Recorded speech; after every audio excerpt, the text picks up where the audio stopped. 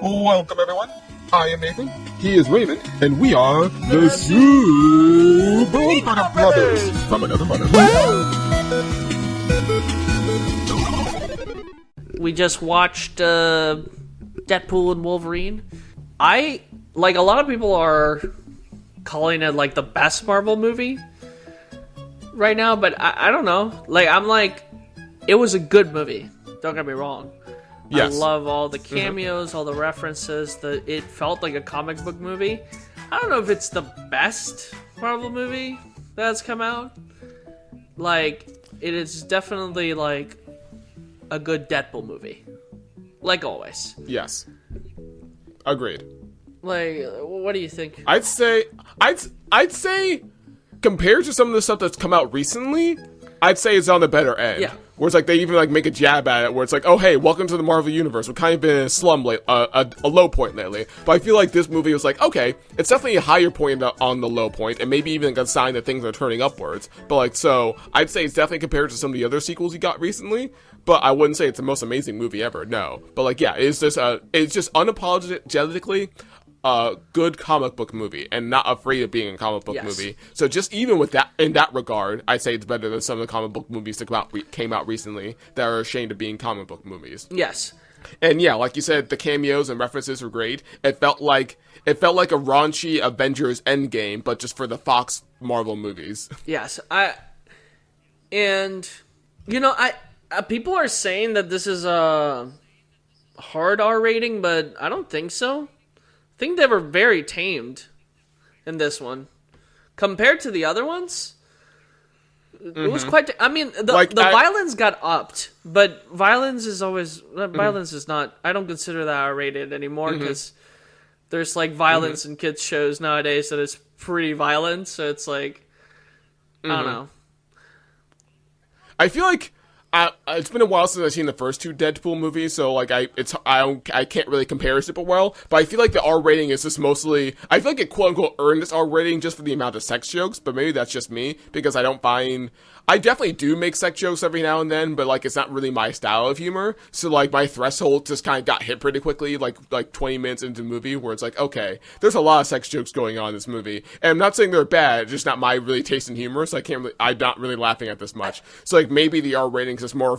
It felt like to me there's a lot more sex jokes than usual, but that's just my bias. But maybe there is, and maybe that's why it has this R rating. But I don't know. I'm just spitballing.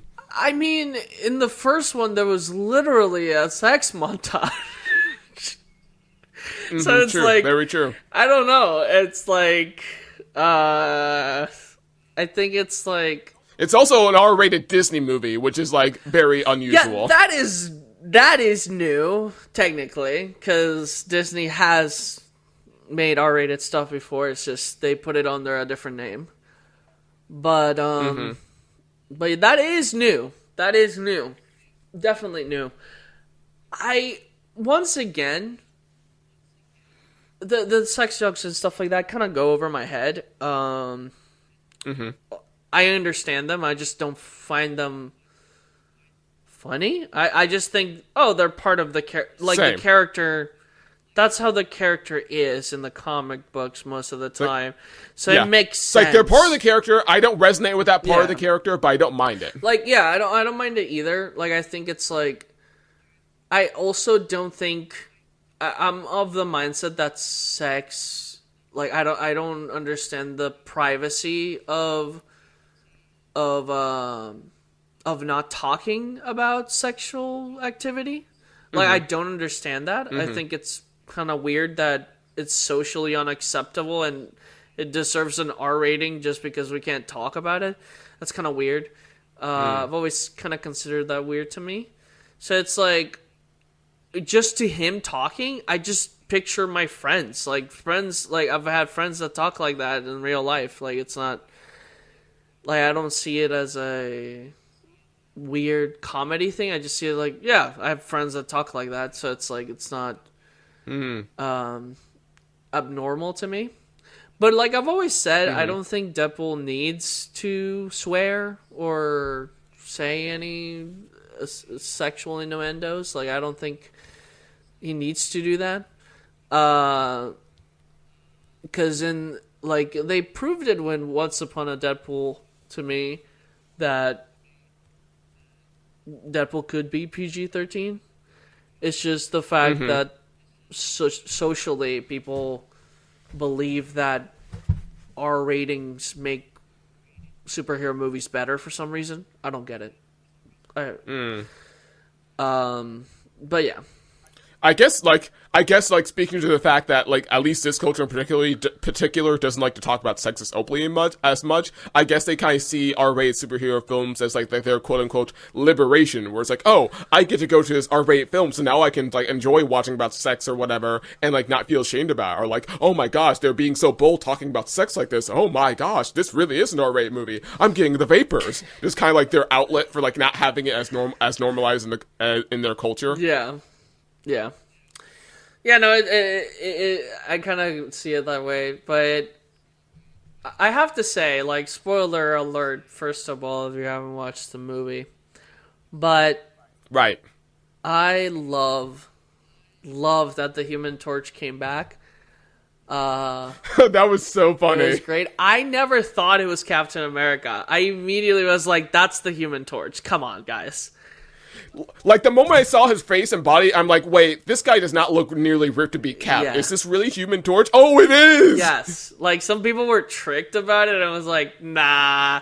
Deadpool is just excited about being in the MCU, and he's confusing the Human Torch for Captain America because he's breaking the fourth wall by saying that they're played by the same person, essentially. And like it's like the classic joke you see like even throughout this movie over and over again. It's like you see the movie hyping you up for this one thing, and the punchline is like, oh no, this isn't going to go the way you thought it was. Like just a couple minutes later, when we were about to have that quote unquote Wolverine versus Sabretooth fight, Deadpool's getting all hyped. We're like, oh man, Wolverine, people have been waiting for this years. You gotta stick and move. You gotta get ready. Blah blah blah. And then the fight's over in an instant. It's like, oh yep, this is the humor of this movie. This is how they do their jokes. Yes, 100%. Dude. The beautiful montage of all the Wolverines in every single comic book accurate costume was incredible. And Henry Cavill showing up as Wolverine, like what the hell? That was really good. I loved it so much. It was so good, man. Oh man, it was so good.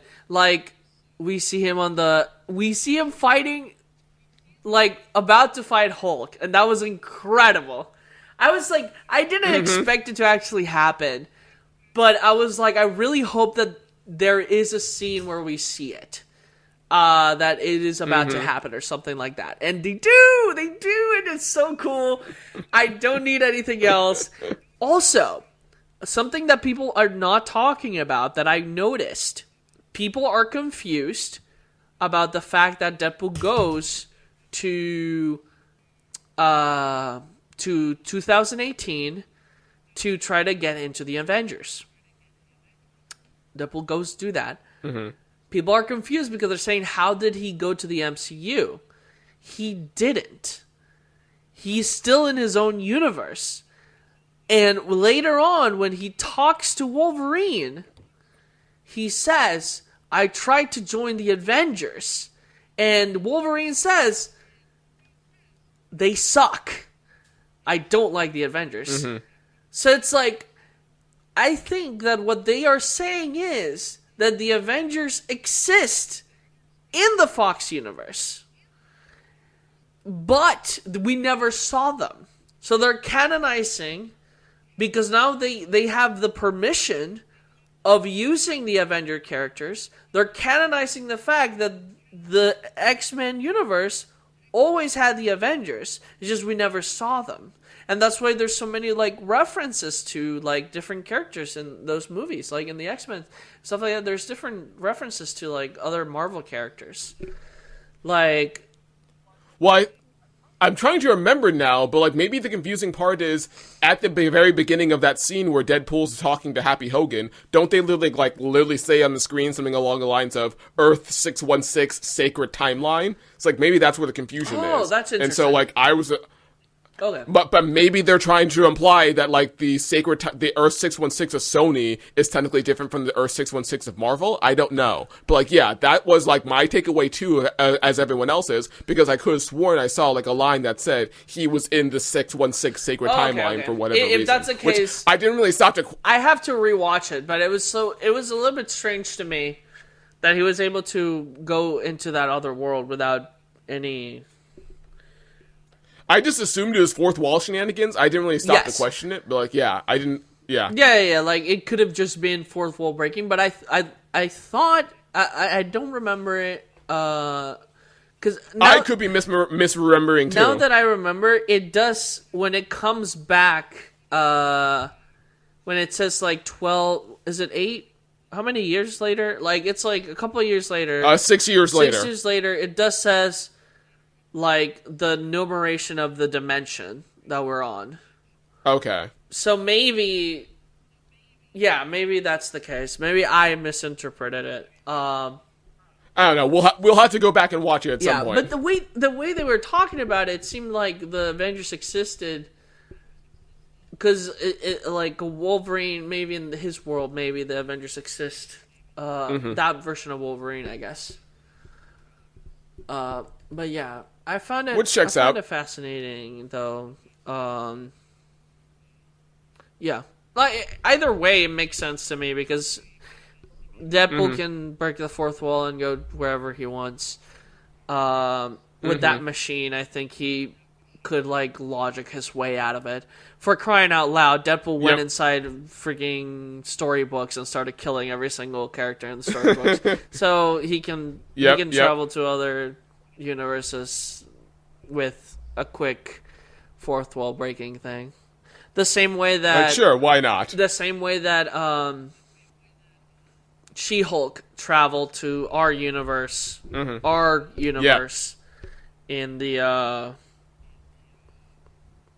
in the She-Hulk show. Because she traveled to different dimensions, essentially. But it was through the fourth wall breaking. So... Yeah. Another thing about this movie that I really liked, and I know you and I have talked about liking this trip before, is the amount of like fight scenes set, like epic fight scenes set to songs that like are not epic at all, but like the contrast is just really funny and really amazing, and like the energy of the song still worked for the pace of the fight scene. So like they did with like the Backstreet Boys song at the beginning, and then there was that fight scene between Wolverine and Deadpool inside the van, and then like at the end when they start playing Like a Prayer by Madonna. It's like, oh man, they're going all in on this like goofy song shenanigans in the middle of fight scenes, and I love it. It just gave me like Umbrella Academy vibes, and I was like, yes for it. Yes, dude, I want more of this, please. Thank you. The fights were so good.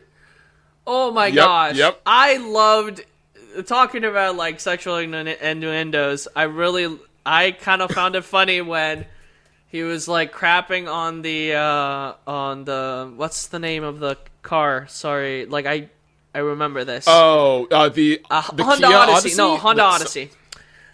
So he was like, the Honda Odyssey was like, this sucks. This is like for nerds or whatever. And then when he's fighting Wolverine and everything, he falls on the chair. It's like, I changed my mind. The Honda Odyssey rules. It's like. It goes hard. Too bad you can't, Wolverine. Exactly. But we're just getting started, bub. And then just like slowly pans away to just seeing the car rocking as they're fighting. So it's like, it's making what kind of reference he's making. But it's like, I love that he changed his mind on a Honda Odyssey, because I like the Honda Odyssey. Honda Odyssey is cool. It's the mom car, but it's like a nice car. It works. I say as someone who doesn't really drive often anyway. No, me neither. I don't have a car. But the Honda Odyssey, and I also just Honda Odyssey has been in a lot of media that I consume for some reason. Really? Yeah. Huh. A very specific car to use. Cool. Yeah. I also really enjoyed both of the character arcs of Deadpool and Wolverine in this movie, because as expected, I felt like they made a really good parallel to each other, where I felt like both their story arcs just kind of revolved around the choice of being a hero or not. And like in Deadpool's case, he started out being like, yes, I want to say yes to being a hero, but he was doing it for the wrong reasons. He wanted to say yes to being a hero to be accepted by other people. And Wolverine, by contrast, he said no to being a hero because he didn't like the idea of being accepted by other people, or he hated the idea of liking being accepted by people. So like obviously he said no for the wrong reasons as well. And so they were both like on a parallel journey of like learning to say yes to being a hero, but for the right reasons, not about being accepted or avoid being accepted, but like do something for the sake of someone else, for doing things beyond yourself for the sake of fulfilling a need that needs to be filled. And this is why these are the most comic book accurate Deadpool and Wolverine we have seen so far in the whole Fox timeline.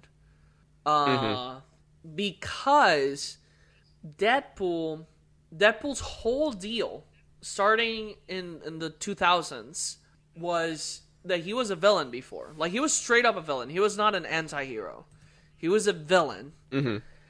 And at some point,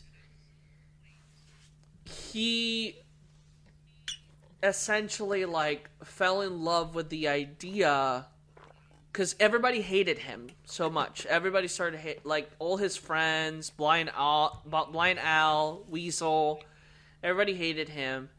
In this movie, we see the opposite. Like, everybody loves him and stuff like that, right? But he doesn't love himself. And that's the whole point. Mm-hmm. In the comic books, Deadpool does not love himself at all. And he's not trying to be a hero for anyone, not for a person he loves or anything. He wants to be a hero for the exact same reason that Deadpool said to Happy Hogan in that scene. Like, literally, because I need it. Like, I want to be a hero because I feel like I'm not important. Like, I feel like I'm hated by everyone around me.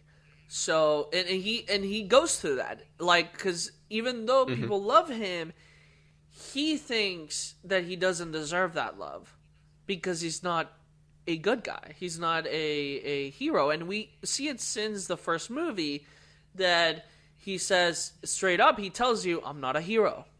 Like, and he's very clear about it, even to that kid that tells her, like, oh, you're my hero. It's like, I'm not. Second movie comes around.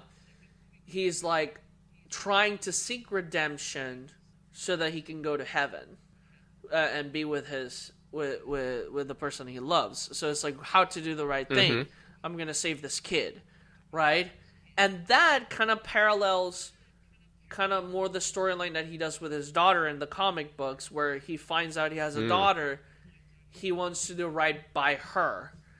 And that kind of second movie kind of parallels to that, where he's trying to do right by the person he lost and by this kid in the storyline. But this movie does essentially the arc. It's kind of like a backwards arc, where it's like at that end of that movie, like, because at the end of the Deadpool movie, he kind of became a hero. He was technically a hero. He saved someone he loved. Like, he did it for the right reasons, technically. Like, in the second movie, he is a hero.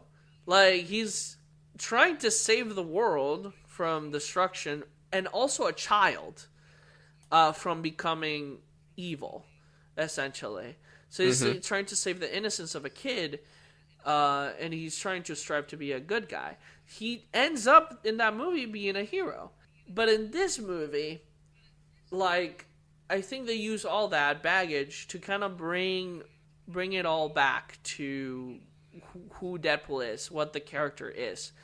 Like, and I think it was really smart for them to kind of have that, because it really made it so comic book accurate in a way where I was like, wow, this character has felt very comic book accurate in the other movies, but in this one, he feels like the actual character from the comic books completely, like the suit and everything. Like, I think it's like Ryan Reynolds did such an amazing job portraying the character and also like helping write it. He understands the character to a level where I'm like, this is a good comic book movie because it cares about the characters, it loves the characters. It doesn't try to diminish the characters in any way.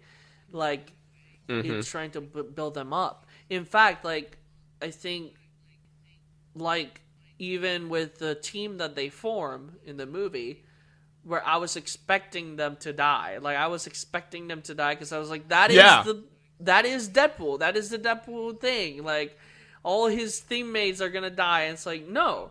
Like, because it respected those characters. It was like, yeah, we're gonna mess with Johnny Storm because he's kind of goofy. But, yeah. And, like, no one really cared about those movies ultimately anyway. And it's just more of a fun joke than anything else. Like, especially since, as I said, Chris Evans is very expensive. Exactly. I think that was a very justifiable death, because I was like, I really like those Fantastic Four movies. I really love Johnny Storm in those movies. And it was like, first of all, I believe Deadpool when he was saying that Johnny Storm actually said those things, because Johnny Storm is not a Captain America kind of person. He's very different. He is kind of a douche. Like, so it's like I knew that Deadpool was telling the truth. I think Wolverine was just saying, like, don't be a snitch. Like, stop. Like, they're gonna kill him, right? But it's like, I knew that Deadpool was being honest in that moment, because I think I think you can tell when Deadpool is being sarcastic and Deadpool is bringing like a funny honesty, where it's like he's essentially being too honest to the point where he's nervously talking. Yeah, to the point it's like socially somebody would assume that he's lying or that he's exaggerating something, but he usually doesn't lie. He's usually very forthcoming about the stuff going on.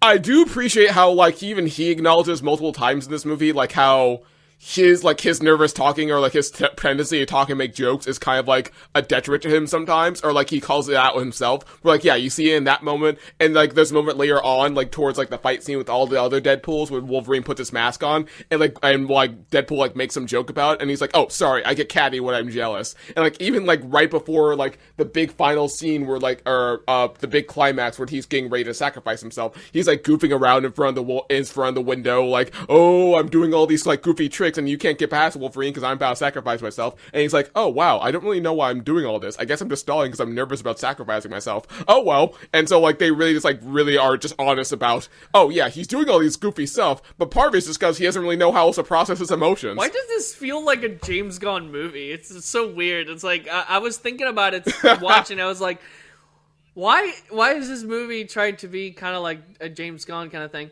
Because it really felt very much like about redeeming these characters who the world doesn't like them and they don't like themselves either. Yes. Yeah, because everybody rejects Deadpool, and then we have a Wolverine that is also rejected by everyone.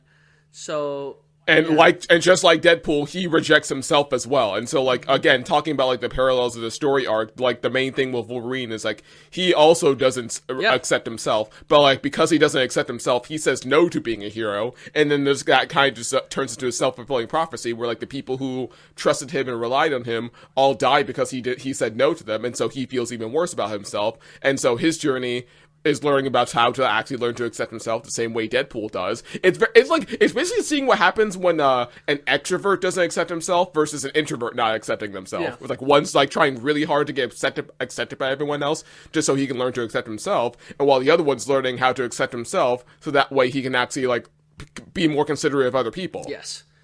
No, I think that's definitely, you kind of hit the right nail there, because it's like, I think Deadpool is that extrovert and Wolverine is an introvert in that sense. Because Wolverine doesn't want people to see his feelings or anything. He's just kind of more to himself. He wants to be a loner.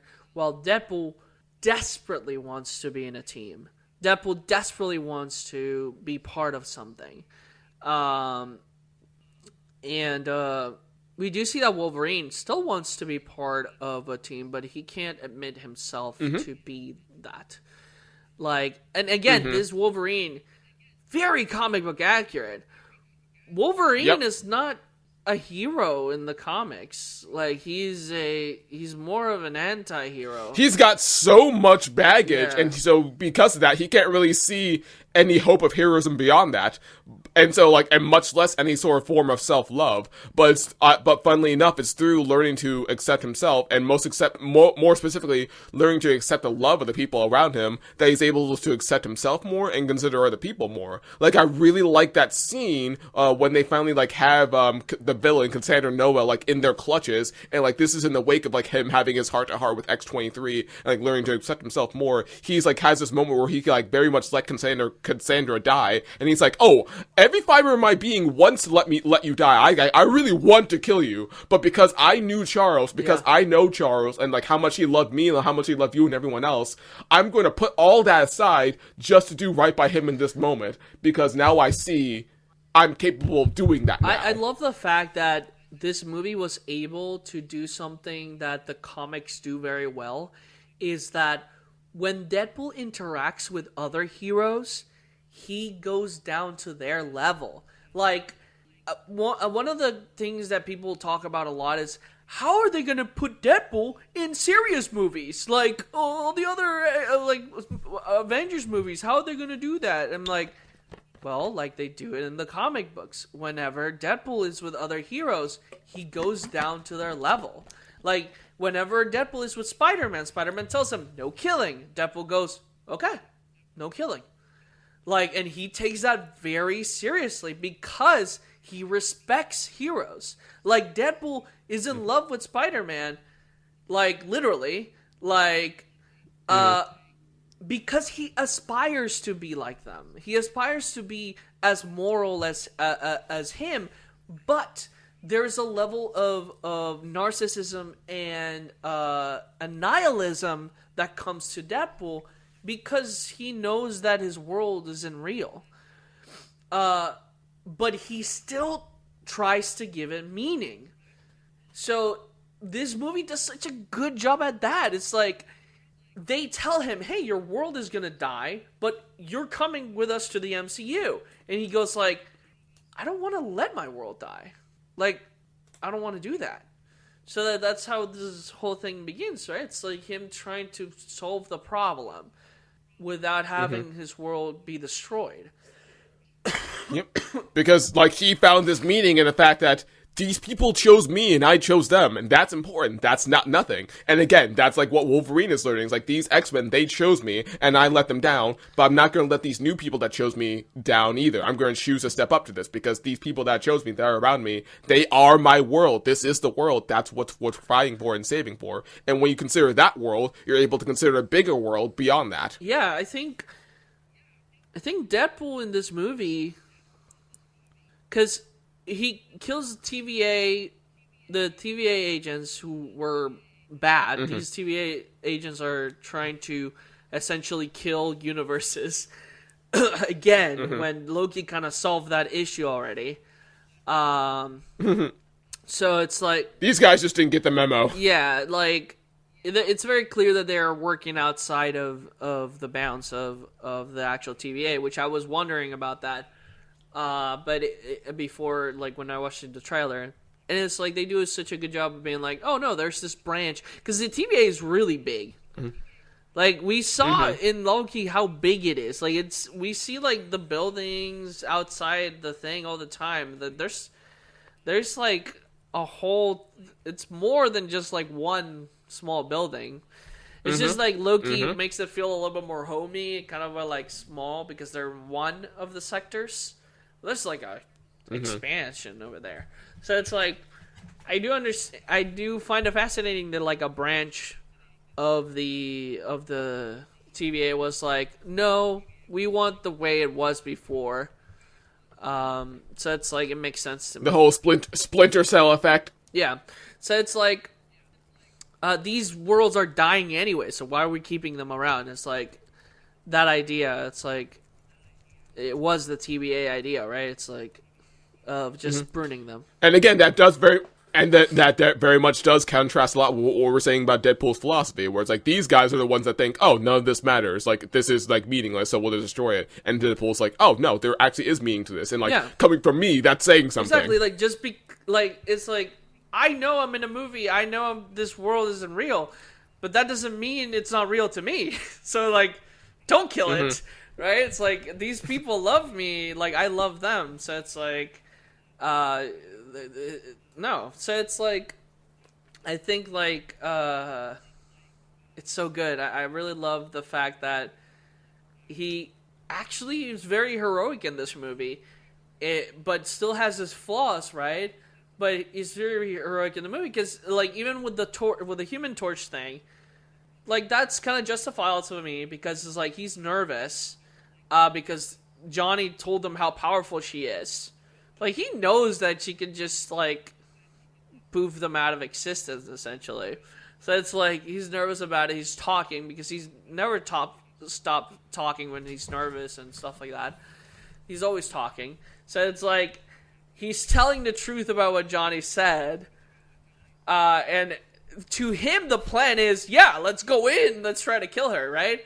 It's like, if she's this evil tyrant kind of person, right? Let's make her put us back in our world and you can deal with her, Johnny.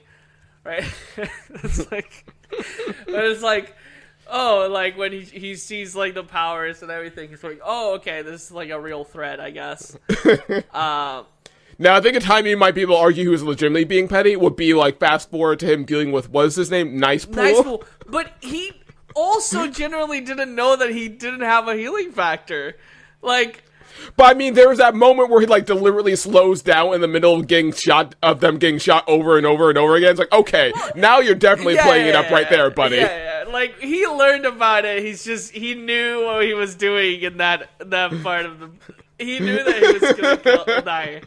That was really funny. But it was like, yeah.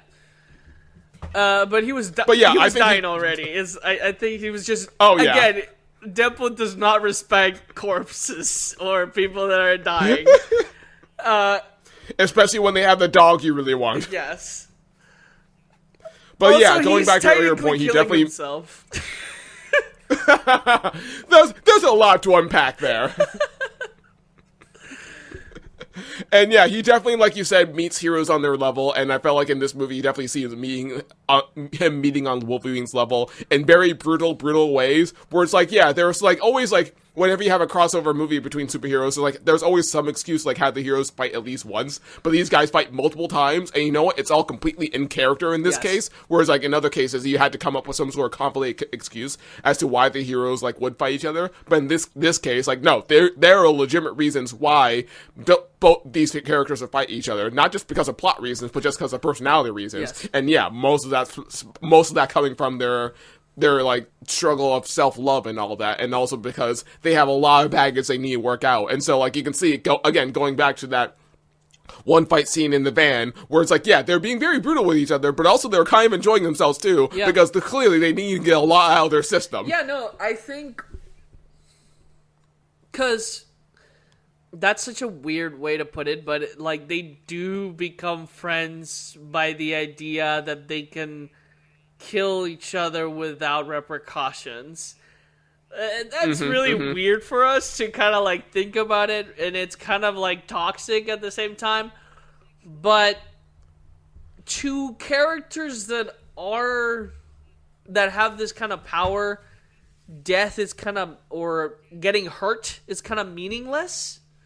So like to them it's kind of more like a squabble. Like if we as friends, like we are arguing, like to them putting a claw or a shot on your head is like the equivalent of escalating a little bit further the argument. Yes.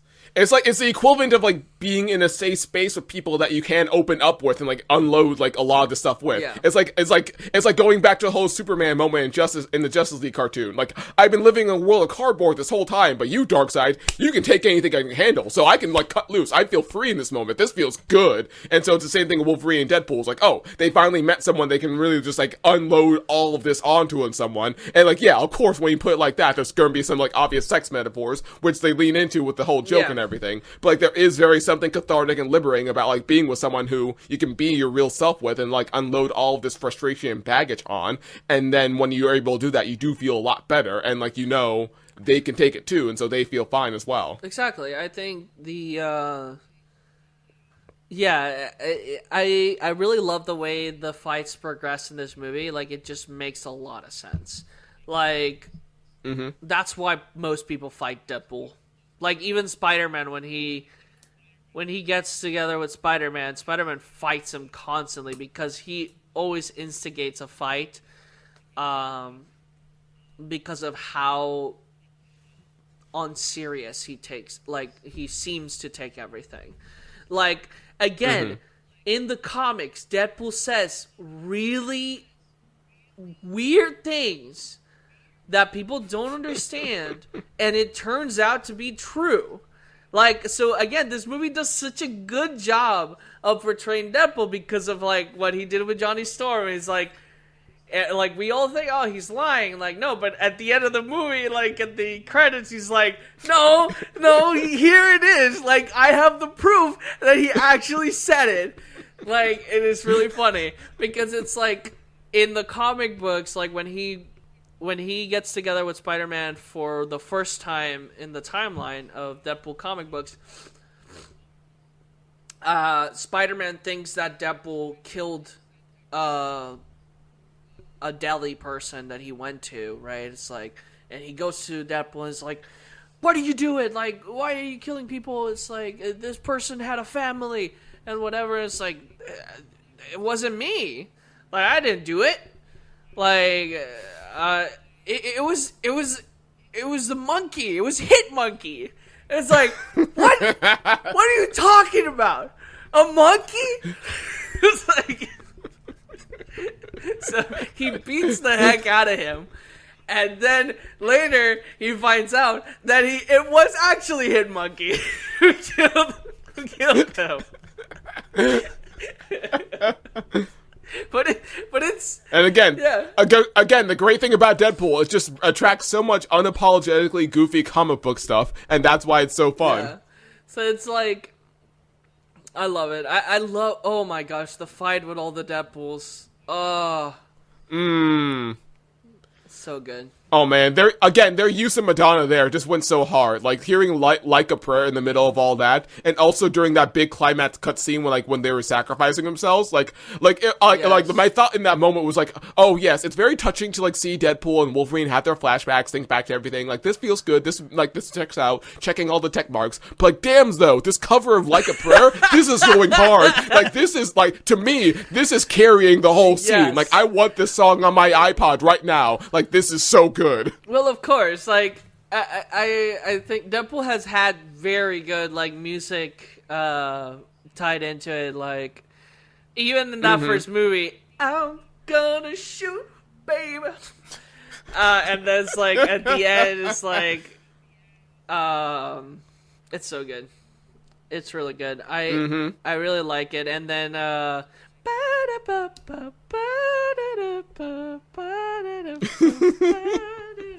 wham! Yeah. Love it. It's really good. I think that, oh man, it's just that scene where he puts on the mask.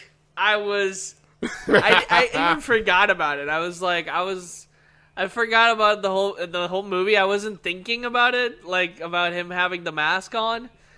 But then when he starts putting it on, I was like, oh, Oh, we're going in. Like, damn, everything is complete. Yes. Because, like, yeah, at this point, after years of superhero movies, like, you just get so used to, like, oh, yeah, they're not going to put the mask on, or they're going to take the mask off, because they're like, we have to show off the beautiful Hollywood face, blah, blah, blah. So, like, seeing an epic fight scene with the mask on, it's like, oh, damn, where have you been all my life? Mask, Hugh Jackman. I know, it was so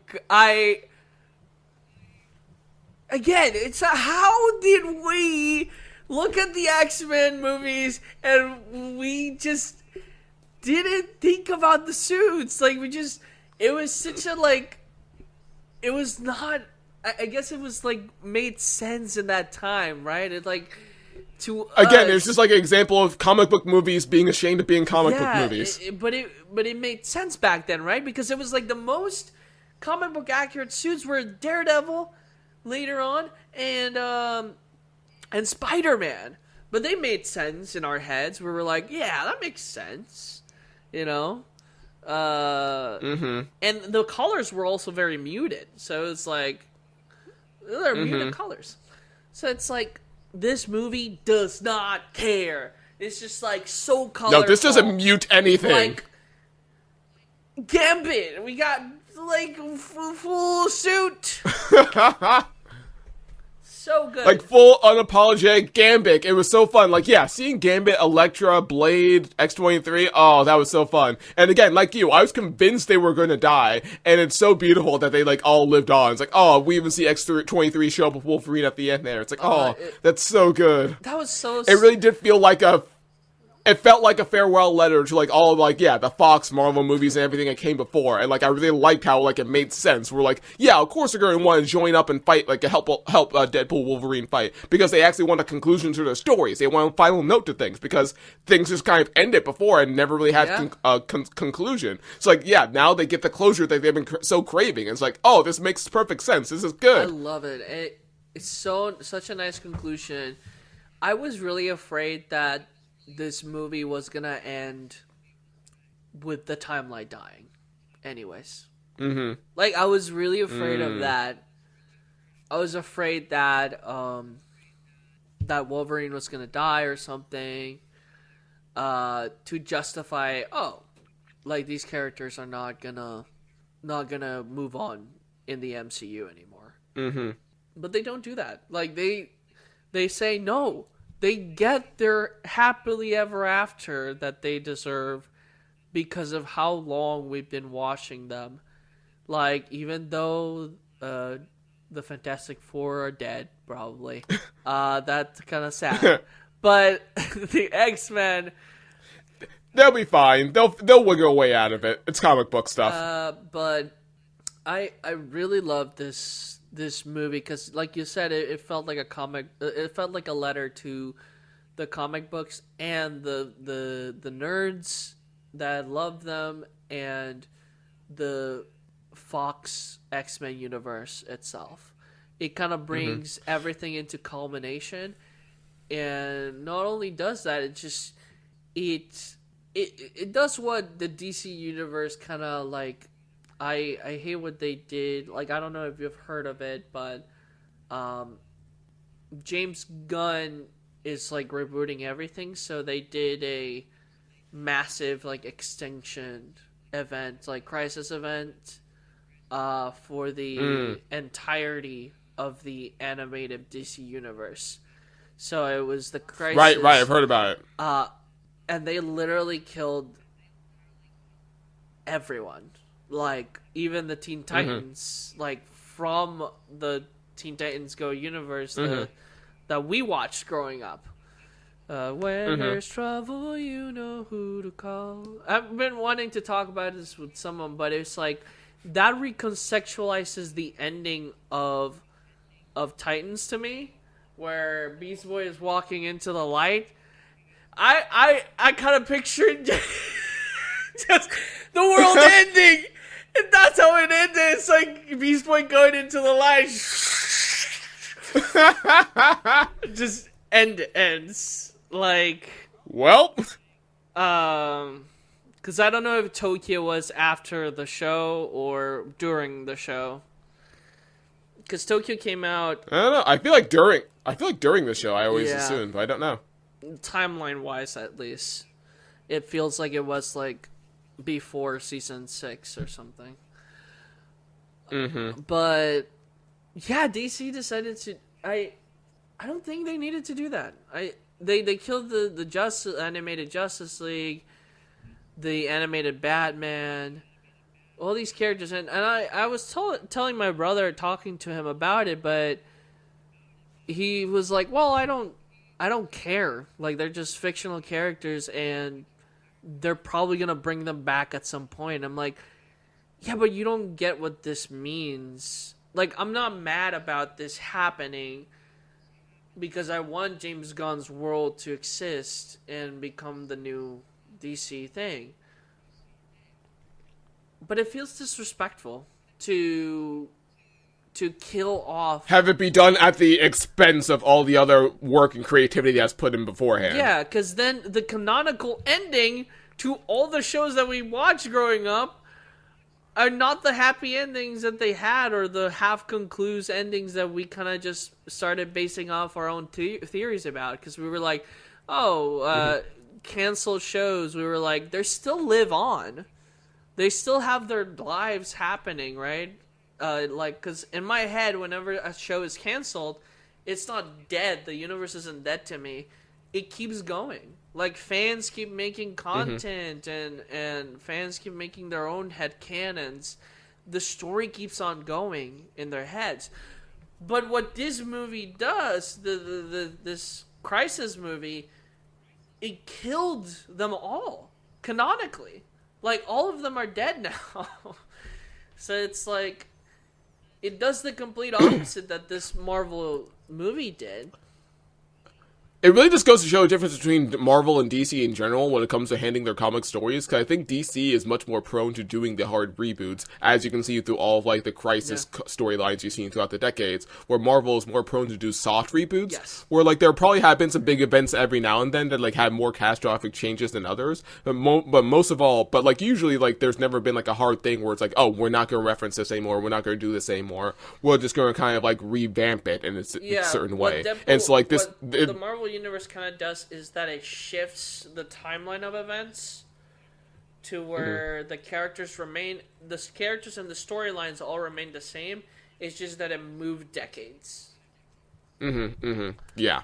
And so, like, this, going back to the Deadpool movie, it's just very much reminiscent of that, in the sense that it stays reverent towards what came before. Like, obviously there's, like, the typical irreverency because it's Deadpool, and, like, Deadpool has that kind of humor, but, like, but funnily enough, I think because both Deadpool and Marvel, it also shows very much a reverency, where it's like, no, we're still going to acknowledge what came before. We're like, yeah, we're moving the goalposts, we're changing a timeline, we're revamping those boundaries, but we're still keeping everything intact as much as possible, because we very much appreciate and respect what came before, and we want to use that to help to make a foundation for future stories. Yeah, like other universes. So you see that happen at the end of Deadpool. Other universes can exist, and that's fine. But I think Marvel is going to use... Marvel is going to technically do its own Crisis soon, which is going to be Secret Wars and World. And then I think after Secret Wars is Battle World, which is like a merge of all the universes. Right. So I think what they're going to do is kind of like merge universes, so that the X-Men, every single character that was missing from the whole thing now exists in one universe, and it officially becomes the 616 movie universe. Yeah. Right. But that seems likely, but based on what the comics did. That still feels better than what DC does, because in the Marvel universe, when that happens, everybody remembers their universe. Everybody remembers who they are, who they were. Their timeline of events is not erased. Like, Marvel, like you said, respects the past of the characters. They never, like, destroy, like, the buildings. They always make other universes to explore different ideas. But DC likes to have a main universe, so they destroy everything that came before to create a new Earth One universe, and I think that's sad.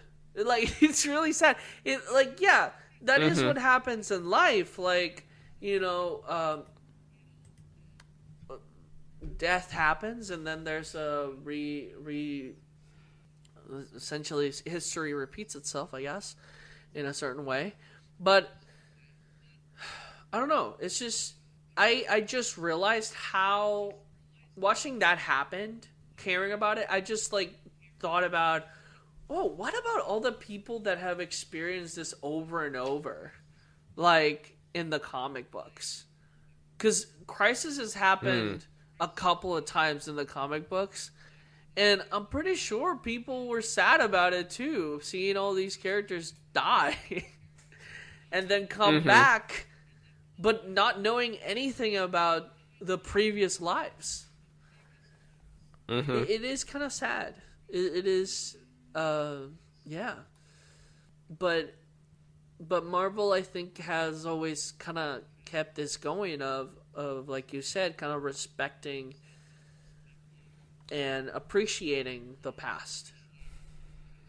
And, like, I don't blame DC for its strategy, because I feel like on a logistical level, it's certainly a lot easier just to wipe the slate clean and start over. Because I imagine if you, like, look down at the weeds of when Marvel's done their sort of soft reboots, I'm sure there are lots of, like, inconsistencies and other details that they probably didn't completely think through, that they're, like, having a hard time smoothing over for the sake of going forward. So, like, I don't blame DC for doing it, because I imagine Marvel's way is a lot more complex and, like, involves being a lot more in the weeds. Yes. But, like, yeah, it really just is just their general different styles. Yeah, no, I actually was I was like, I'm not mad about it, about the DC thing. I was just like, putting it in like, kind of was like, oh, like, it's the first time I thought about what the difference between DC and Marvel is. Yeah. Is that DC tends to be more like nihilistic, very nihilistic about their world. Because it's like every time there's a cycle, right? And then the world dies, and then it starts over. While Marvel tends to be more hopeful and be like, no, the world continues. No matter how old you are or how old your children are, our world is going to keep going. And you can keep coming back to it, and it's going to be relevant to your time. But all those stories that came before are still relevant. So you, like, I think, like, generations can share the same stories with every single. I think it creates more of a unification with generations, while DC kind of destroys that connection between generations because it creates, like, differences in each generation. That are, like, far apart from the other. So it's like, no, Batman was supposed to be like this nice guy that did detective works, and it's like, no, Batman is the Dark Knight, and he's, like, super dark about it. It's like, see, that's why there's so much more fighting within. It's like, who's the right Joker? Who's the perfect Joker? It's like, there's not that kind of arguments within the Marvel Universe. It's like, the Marvel Universe is more like, yeah, it's the same character. Which is probably why, like, when you start to think of it, might be why you see Marvel tend to, like, lean more into multiverse more than DC does. Not to say that DC doesn't do multiverse stuff, but I feel like when Marvel does it, generally speaking, it's more innocuous, more natural. There's not so much an inherent threat with the multiverse stuff, with, like, maybe the exception of, like, Battle World or Secret War or whatever. But, like, with DC, whenever they start doing multiversal stuff, it's always like, oh, no, it, like, there's a threat happening, like, there's a threat with the presence of this other world, like, these other worlds are clashing, or like, oh, no, Batman Who Laughs is coming from this other universe, and now he's threatening to destroy all these other universes, blah, blah, blah, and now there are these dark universes that are trying to threaten our light universes, and we have to stop them, whereas with Marvel, it's like, oh, no, there's just lots of creative potential in the multiverse, and yeah, there's a lot of bad out there, but there's a lot of good out there, too, and can really have a lot of fun creative potential with this, and so we'll make storylines about this character in this one universe, and then make characters about the same character with the same name, but in a different multiverse, whereas DC is more relegated to, like, one universe at a time, and if there's any sort of mixing of universes, it's probably because there's the universes are literally fighting each other. Yes. I just find it fascinating. As a person who loves both sides, like I'm very excited about the James Gunn universe because so far Same. looks great. Superman is looking good. I'm excited about that Superman. Creature Commando trailer just came out.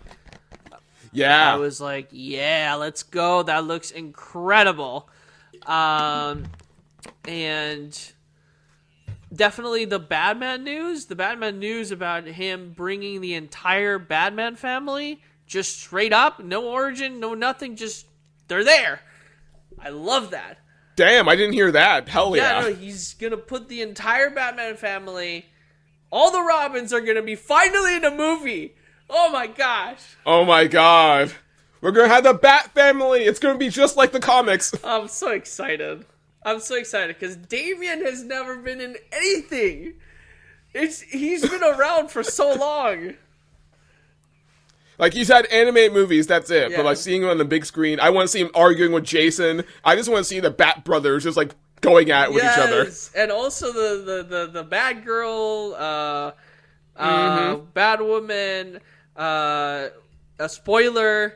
I want to see them all, man. Yeah. Give some screen time to, what's his name? Duke, the Signal. It's like, I only know about him, like, from recent stuff. It was like, oh, I want to see more of him. Yeah, he's great. I've only just barely started to learn about him, but I want to see him in more stuff now. He's awesome as well. He's part of the Bat family, too. Like, I love it. Yeah. He's really good as well. He's so nice. Oh, man. I'm so excited about that one, because it's like, I think he's calling it Brave and the Bold, if I'm not mistaken. Oh, hell yeah, that's perfect. And it kind of reminisces of the cartoon, so it's like, right? So it's like, oh, that's kind of cool. Like, let's go. Yeah. I'm very excited because it's, again, this world that James Gunn is building feels a little bit more hopeful than the last DC universe. It feels like it's going to be... because we actually have someone in charge who likes superheroes or is not too caught up in trying to over-deconstruct them. Yes. I'm so excited because it's like the thing that James Gunn is doing is bringing that essence of, like, redemption, goodness. Let's do it. Let's do it. Let's do that. Like, superheroes doing good things because they're good again. I love that.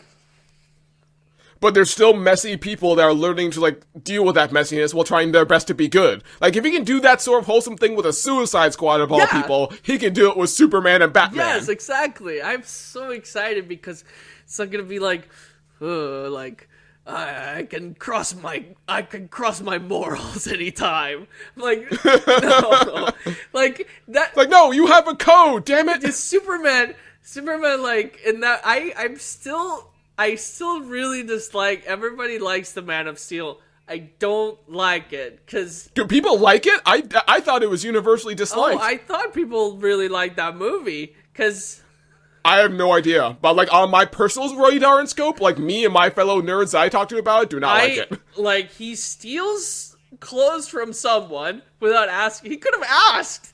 Like, it was a house. He could have just knocked. Hey, I need clothes. I just came back from saving a bunch of people from my oil spill. Like, he didn't have to say he was Superman or any powers. He literally he was just swimming. So it's like, hey, I came back from an oil spill. Can I have some clothes? Like, he destroyed someone's truck. Like, and then he's like, he's very moody. And then he kills Sod. That was so, it was so stupid. He destroys an entire city. Like, he could have gone up. He could have gone up. Not to mention Paul Kent just letting himself die for the dumbest reason. It was like, no, Clark would save his dad no matter what. Hiding his powers? No, he would do that unapologetically. Exactly. What? Like, Superman would never let someone like that die in front of him. It's like, no way. No way. So it's like, and then you got Batman just killing people left and right. Like, what the hell? His only code to not kill people, and he straight up throws crates at people, grenades. Like, what the heck? Like, shooting at people. You know, my parents are killed by guns. You know what I should do? I should kill everyone else with guns.